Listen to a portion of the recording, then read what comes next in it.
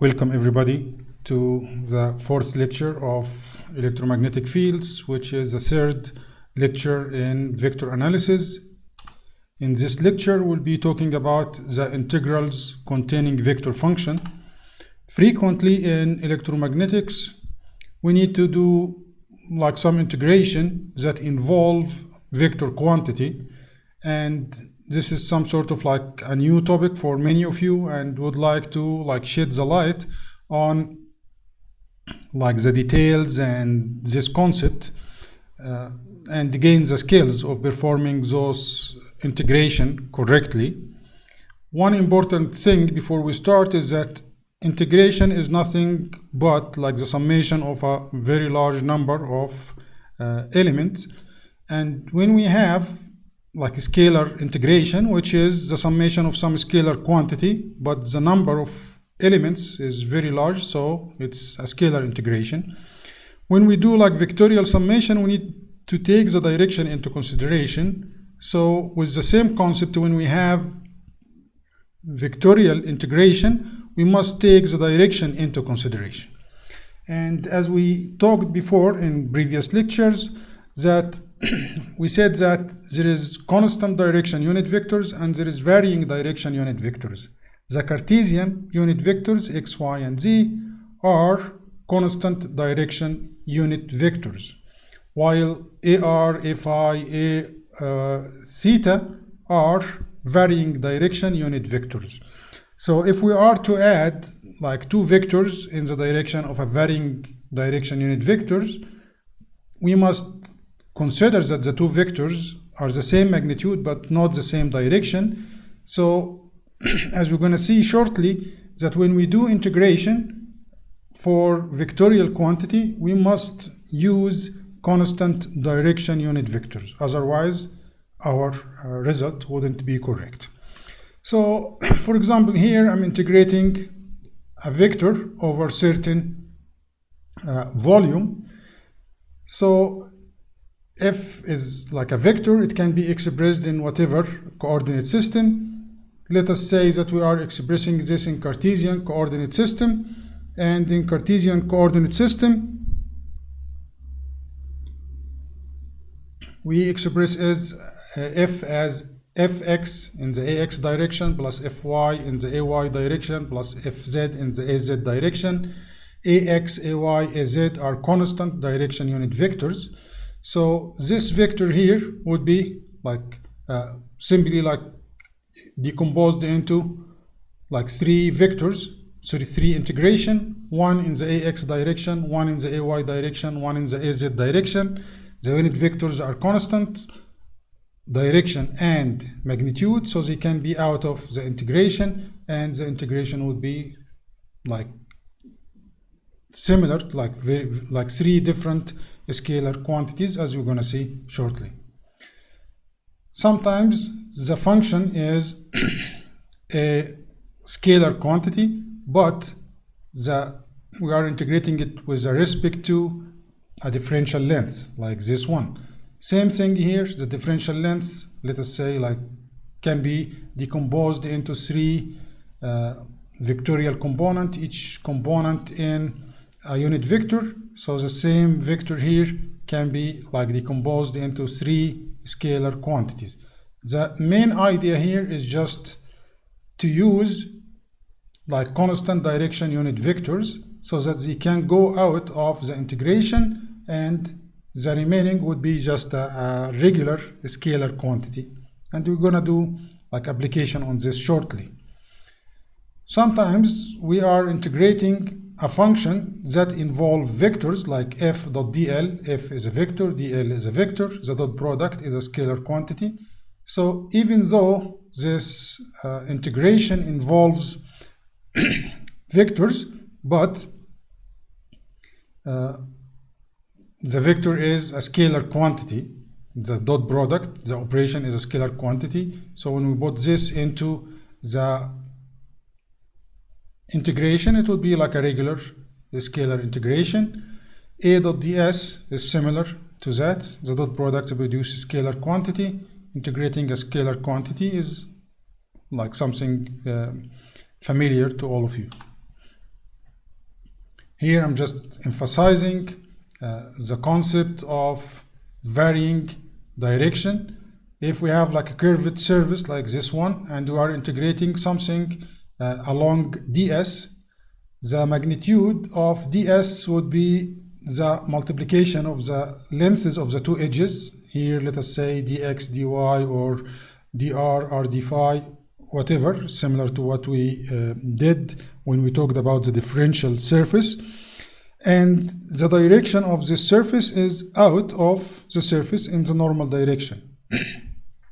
So from point to point, because this is curved, an, the direction of ds is varying from point to point, and we must take this into consideration. So the idea here is, like when we do any operation on this ds, we must take the variation of an into consideration, as we're going to see from the examples in the next part. Also, it is many times it is important and useful to know the physical meaning of the vector integrals. Like here, f dot dl, when we have like a vector dot differential length and we are integrating from one point to the other. This is very common in calculating the work done or the potential difference, and we're going to use this frequently in our course. So the idea here, the dot product along a certain path, it might be the work done if F is a force, it might be the potential difference is if F is the electric field.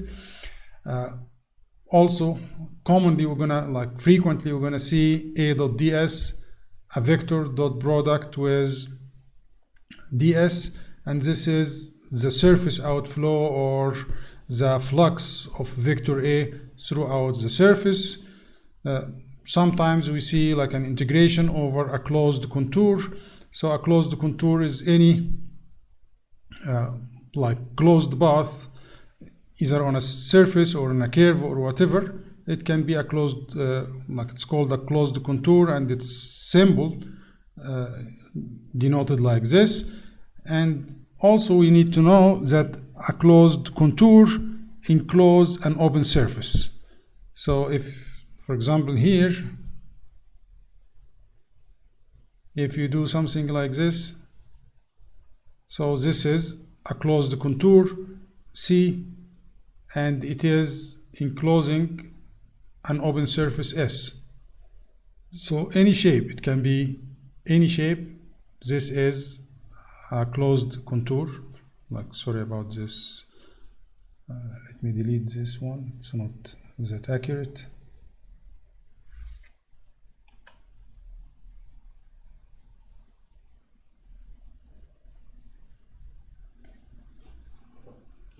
So anyway, like this is like any of those things can be like a closed contour, like it can be straight lines or whatever. As far as it's closed, it is enclosing an open surface. And this is the symbol for integrating over it. Sometimes you integrate over a surface. If its surface is denoted like this, it's an open surface. If it's denoted like this, it is a closed surface. A closed surface is a surface that is surrounding certain volume, like the surface of a box or the cover of a cylinder or like the surface of a sphere, so on and so forth. So coming to the application of what we learned, like some examples about integrations that involves vectors.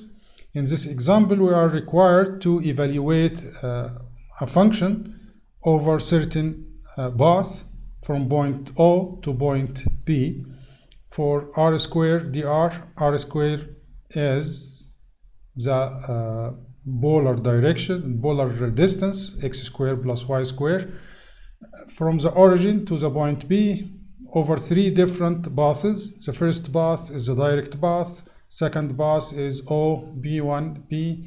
Third path is O B2B. Just to learn how to do this, if we are integrating from O to P over a straight line, the AR, or like the path, does have like same direction all over the path OP. So we can put AR, which is in this direction, and we integrate from 0 length up to square root of 2. So regular integration, we just defined the AR, which denote the direction of this path. We can, of course, like AR can be decomposed into X and Y. So the second the second path is OP1P.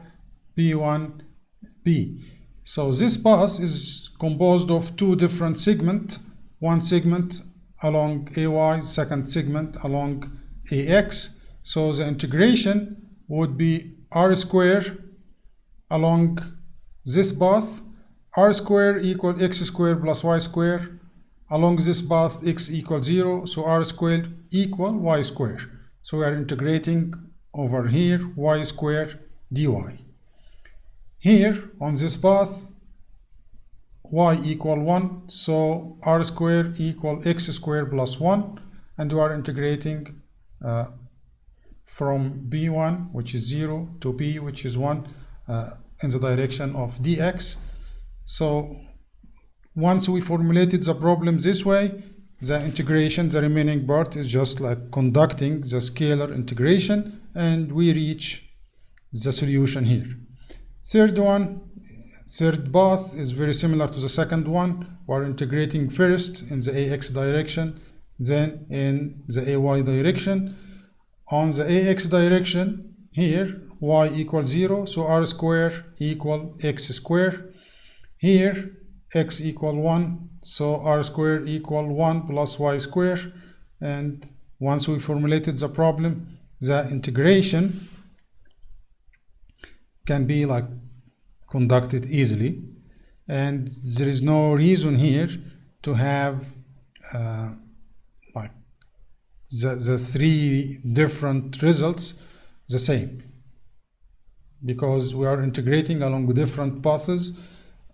There is like some property of the function that we're going to discuss later on in our course that's called like conservative field. The function can describe a conservative field like the potential energy, like the electric field.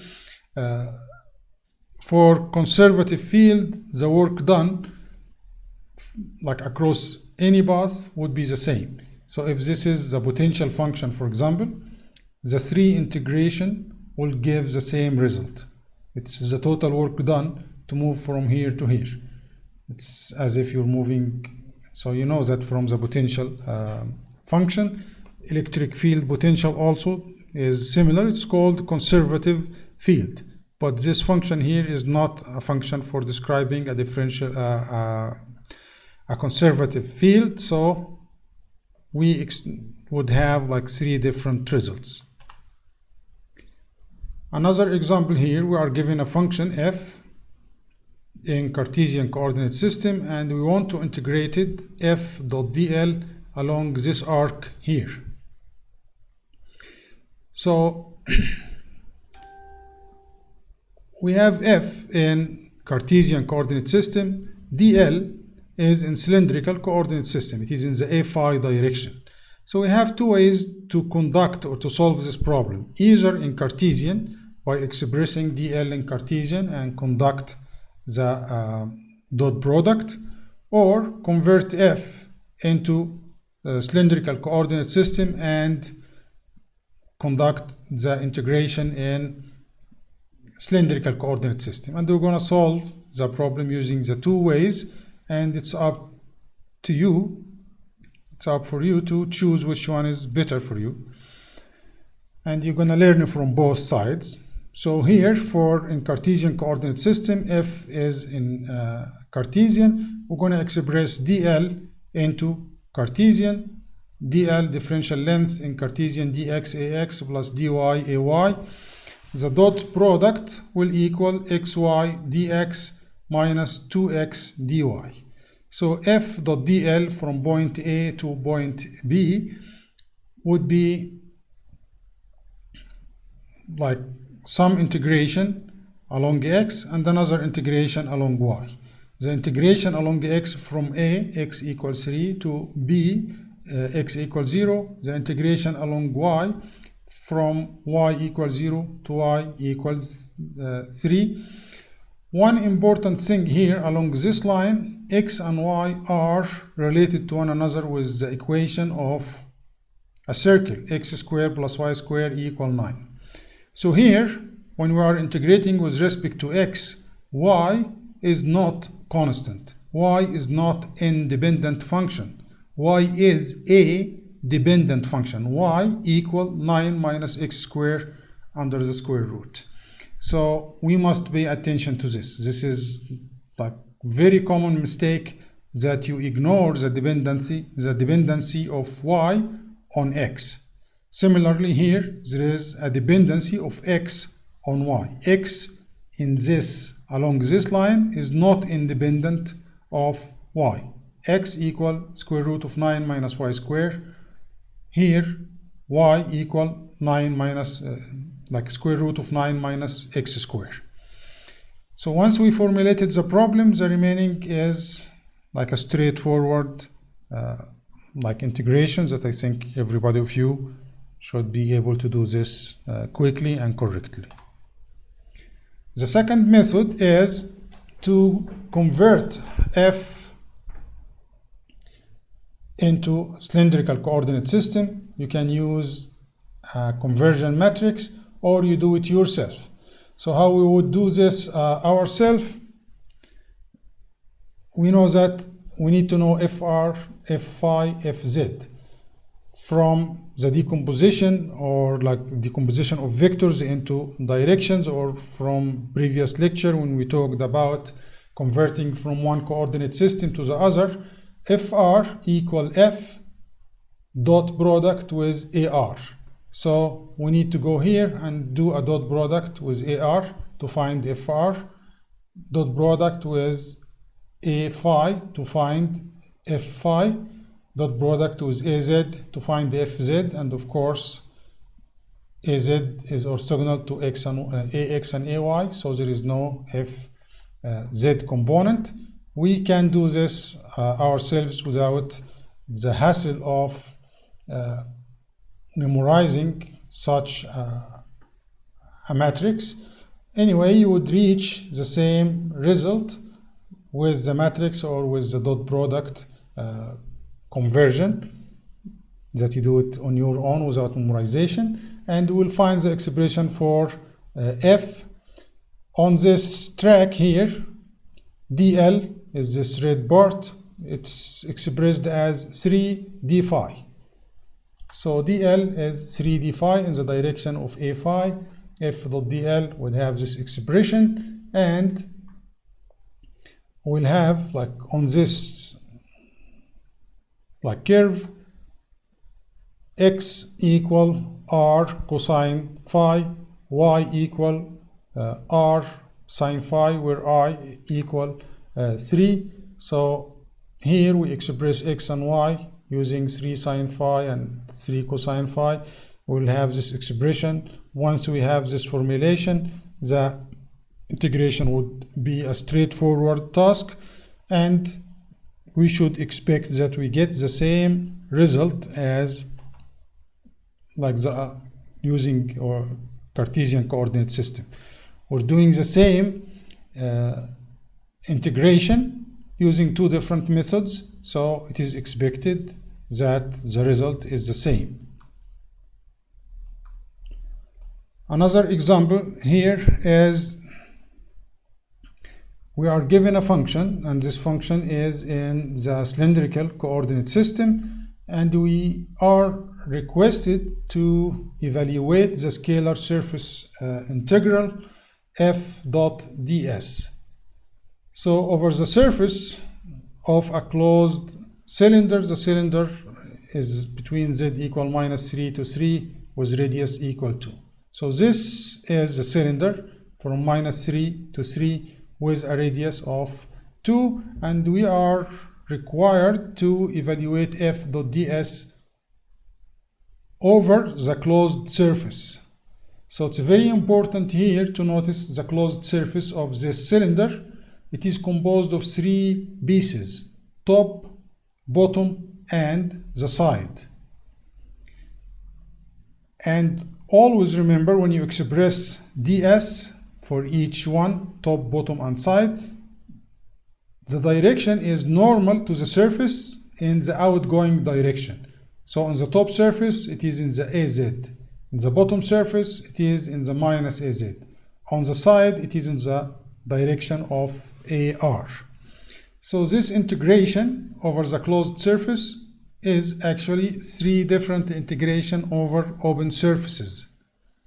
The open surface is the surface that is surrounded by a contour. The closed surface is the surface that is surrounding certain volume. So integrating over the top surface, on the top surface you can review previous lecture to see the expression for ds. It will be dr multiplied by r d phi in the AZ direction.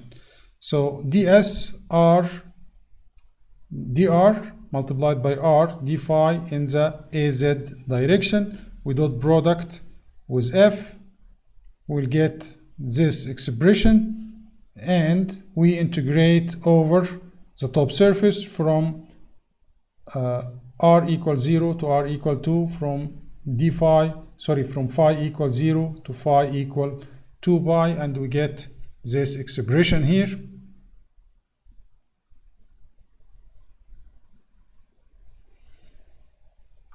For the bottom face, it's very similar, but for bottom face, the direction of the area is going out of the surface, so it is in the downward direction.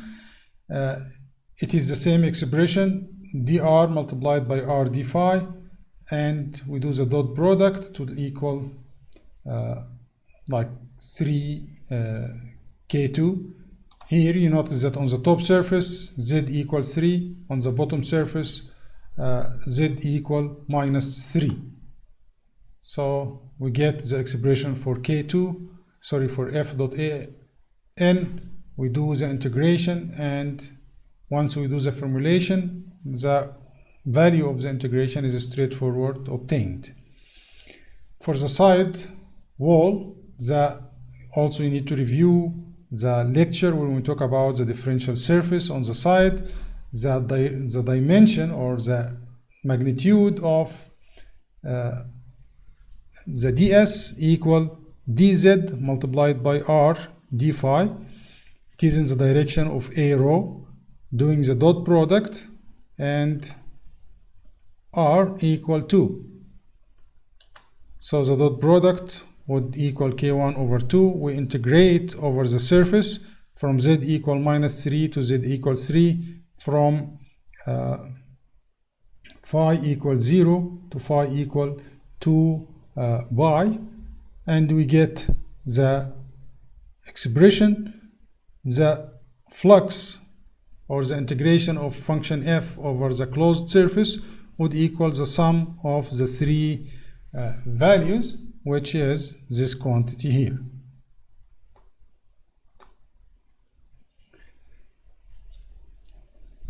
One other issue that we frequently use in electromagnetics is the gradient of a scalar field. So at this point we are starting what's called differential operators of vectors, or vector differential operators, and we're gonna study three of them: the gradient, the divergence, and the curl, and we'll quickly talk about their meanings. So the meaning of gradient is that it is the direction and magnitude of maximum increase of a scalar field. So what is the meaning of that? Let us assume that we are, for example, studying the topology of certain, the topography of certain area. So we would like to know or to map the height over the sea level. And when we do this, we found out the surface of constant height of, like, let us say like 30 meter or something, then another surface of constant height of 30.1 meter. If we choose a point on surface V1, which is like constant scalar value V1, and another point on V1 plus delta on surface 2, the point is B2, that is normal to surface 1. Now we would like to know the maximum increase in this value V, or in this field. So the maximum increase would be dV divided by dN, the separation between B1 and B2. If B2 is normal to surface V1, dN would be the smallest distance, and dV by dN would be the maximum. And the direction from B1 to B2 defines this direction of increase, and this is the gradient. So the gradient defines the vector, represents both the direction and value of maximum rate of increase of the scalar function. So this is the meaning, the mathematical meaning or physical meaning of gradient. And if we want to calculate the rate of change along another direction, like dl, the rate of change between B1 and B3, it's dV by dl, which is dV by dN, dN by dl. It would be the gradient multiplied by cosine alpha, which is the angle between the direction AN and the direction AL, which can be written as the gradient of V, which will produce a vector in the direction of AN, dot AL, the other arbitrary direction where we want to calculate the rate of change. So the expression for the gradient in Cartesian, cylindrical, and spherical coordinate system is here. You don't need to memorize that because it will be given into the help sheet during the exam. All what you need to learn is how to apply those like operators on Cartesian, cylindrical, and spherical coordinate system. And here I would recommend that you try to solve example 216 yourself. The example is in the book, and it's a good recommended way of practicing your learning.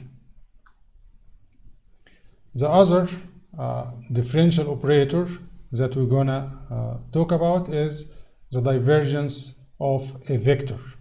So the divergence of a vector defines the outward flux of a vector per unit volume. So it's similar to like the flux of heat out of the surface. The flux of a certain vector out of a surface is the divergence.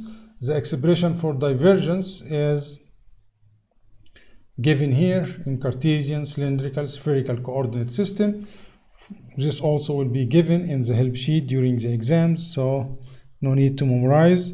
Of course, you are required to learn how to apply this, and also keep in mind, always keep in mind that the divergence of A is an operator applied on a vector to produce a scalar quantity, while the gradient is a differential operator applied on a scalar quantity and it produces a vector quantity.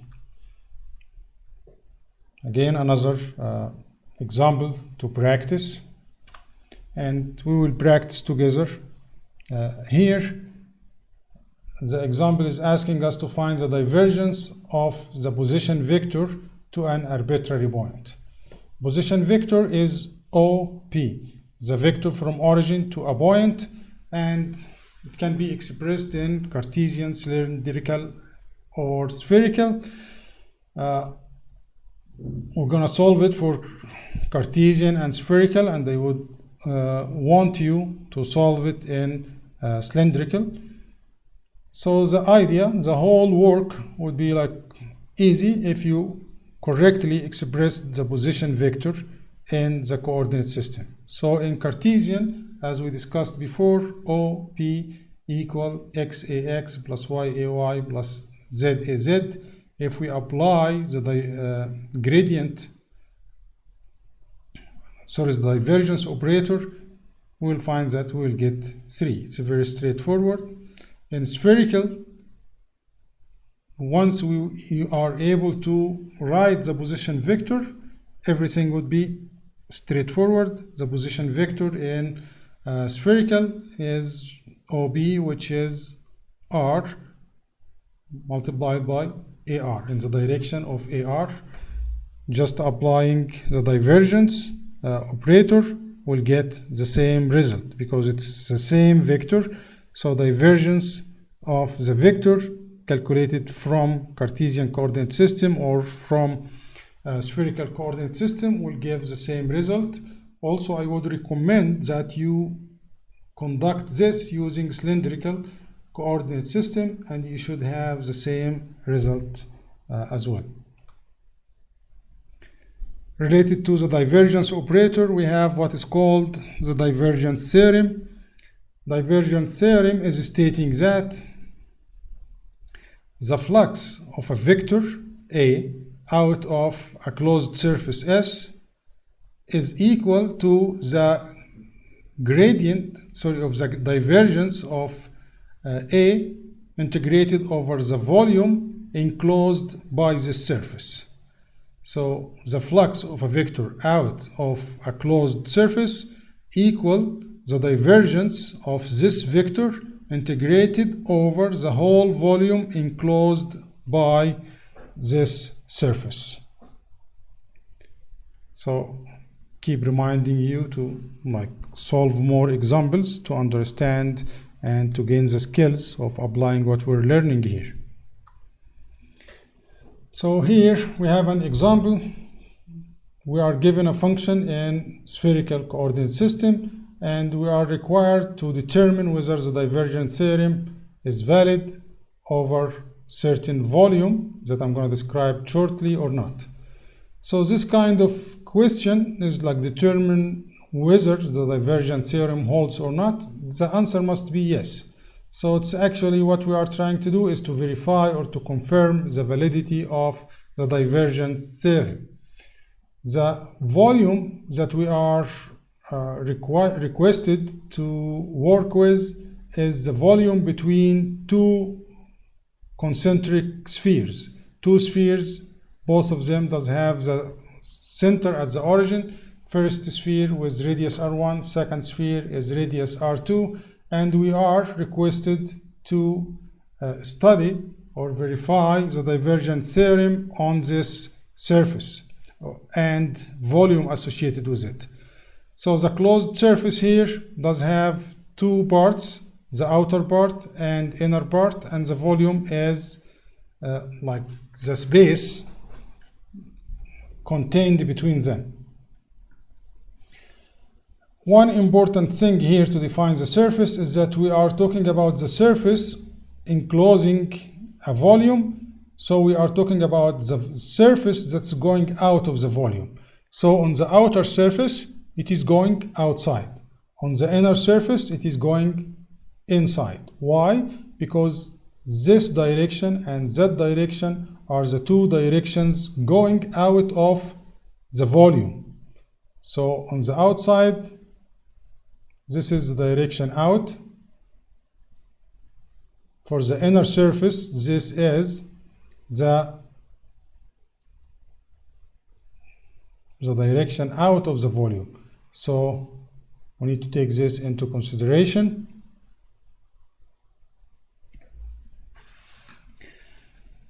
So first we'll apply f.ds on the two surfaces.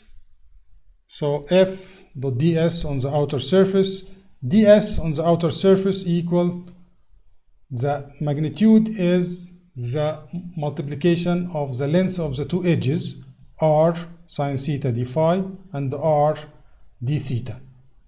You can review this on the previous lectures about the differential surface on a sphere.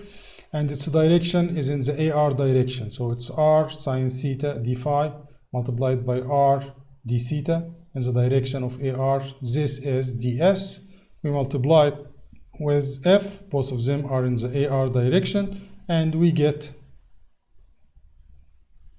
the solution. So the most important part is the formulation of the problem. For the inner surface, ds is in the direction of minus AR. It does have the same expression with one difference. Here it's R2 on the outer surface, and on the inner surface it's R1. It is in the negative AR direction. We do the dot product and conduct the integration. So now we have the left side. In order to evaluate the right side, we need to first calculate the divergence of A, then integrate over the volume enclosed between the two surfaces. So the divergence of F does have this expression. We just like substitute in the formula for spherical coordinate system. We'll get a constant, then we integrate this constant over the volume enclosed by the two surfaces. The differential volume equal r squared sine theta d theta d phi dr. So we're integrating dv, and because it is like the function is constant, we just multiply by the volume enclosed between the two surfaces, and we get the result. The result of the integration using the divergence, of course, equal.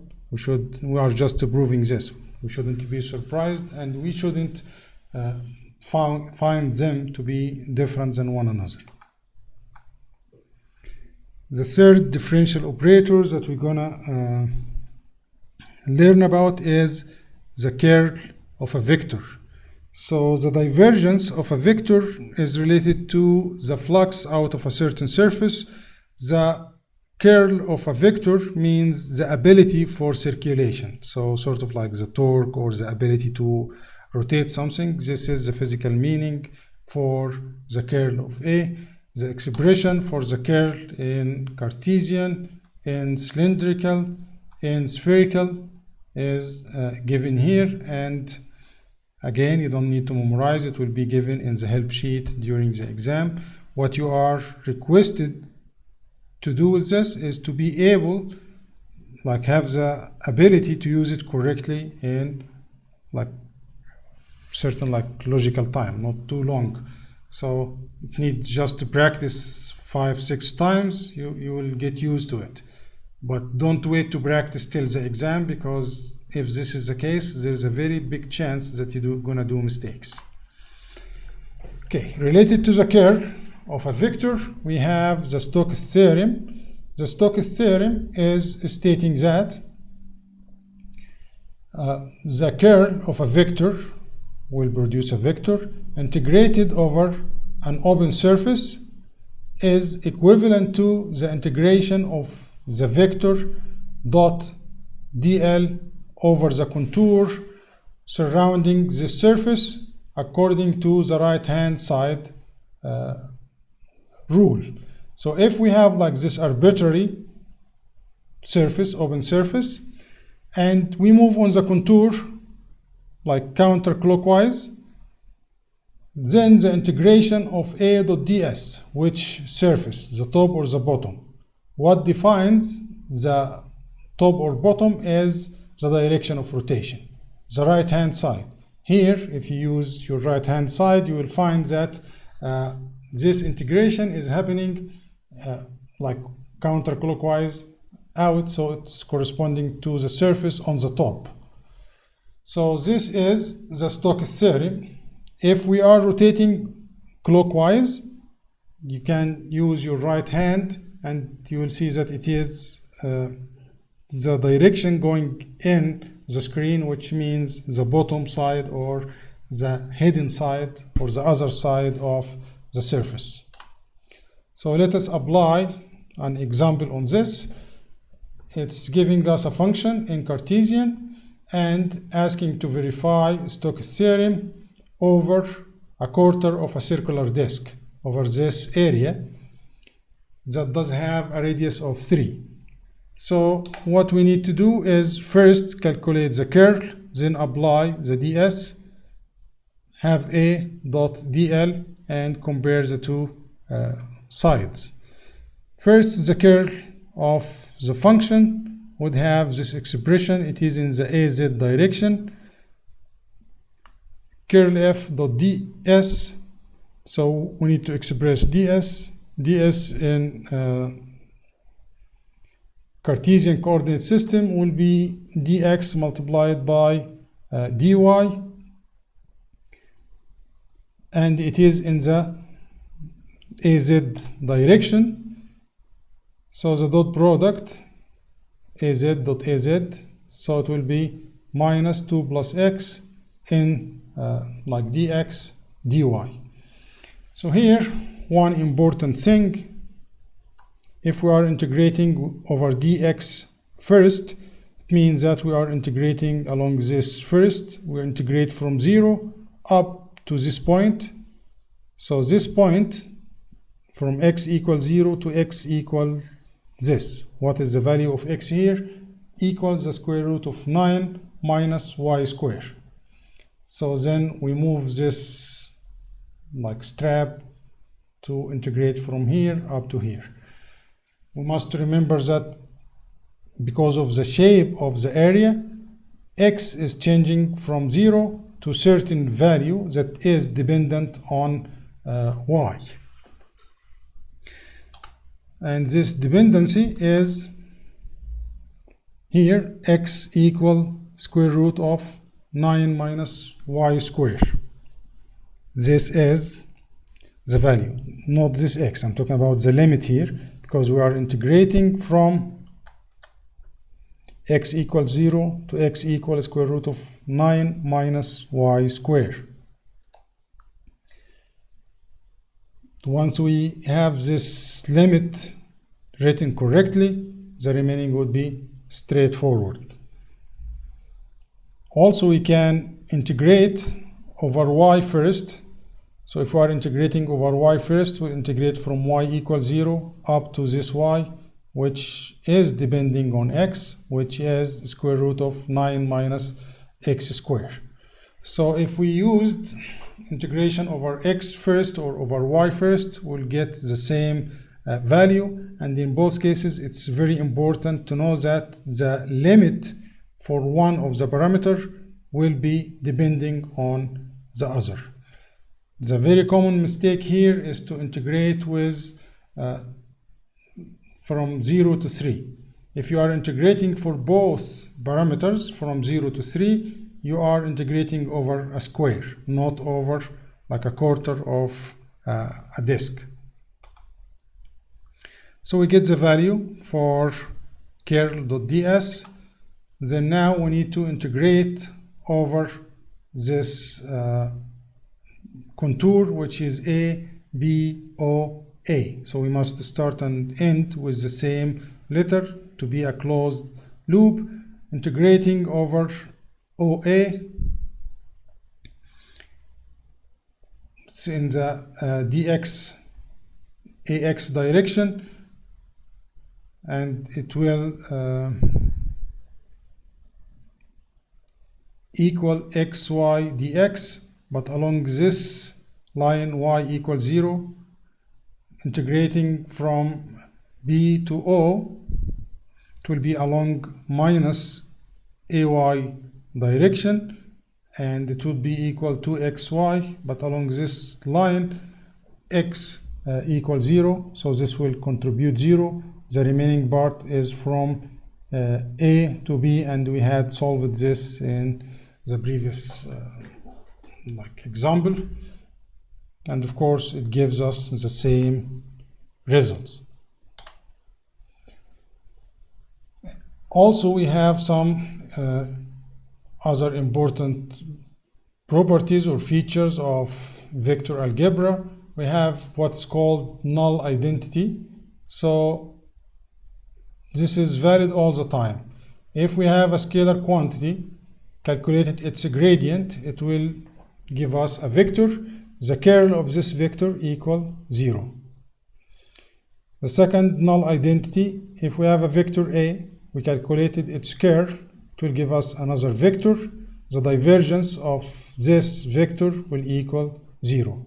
So the curl of gradient equals 0 and the divergence of curl equal 0. Those two relations are frequently used to simplify derivations or solving problems, and it is called the null identities.